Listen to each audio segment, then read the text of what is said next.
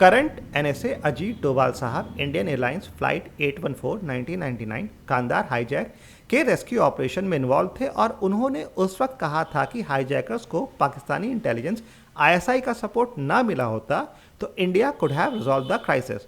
मतलब जो ISI India को हमेशा से बर्बाद कर देना चाहता है, डोभाल साहब उसके हृदय परिवर्तन की उम्मीद लगाए बैठे थे। जो आतंकवादी इस हाईजैकिंग के बाद छोड़े गए थे वो 2001 Indian parliament attack, 2002 kidnapping and murder of Daniel Pearl, 2008 Mumbai terror attacks, 2016 Pathankot attack and 2019 Pulwama attack में शामिल थे, जिसमें टोटल आर्मी और सिविलियन मिला के 231 लोगों की जान गई है। कांधार हाईजैक में एक पैसेंजर की जान गई थी, 190 लोगों को रेस्क्यू कर लिया गया था।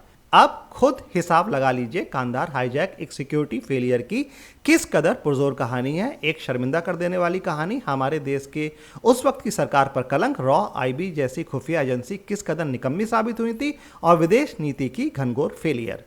जो नेता भाषणों में बब्बर शेर की तरह गरजते हैं उनकी किस कदर घिग्गी बंद गई थी। सिक्योरिटी इंटेलिजेंस के बड़े ऑफिसर जो इंटरव्यू में किस कदर कमाल की हिंदी और इंग्लिश बोलते हैं, देश की सुरक्षा का दम भरते हैं, कांधार हाईजैक ने उनकी बुद्धि को सन्न कर दिया था।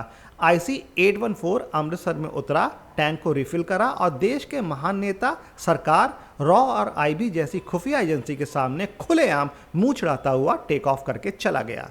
190 पैसेंजर के रेस्क्यू के बदले 3 आतंकवादी रिहा करे गए और अगले 20 सालों में 231 लोगों की जान गई उनकी वजह से।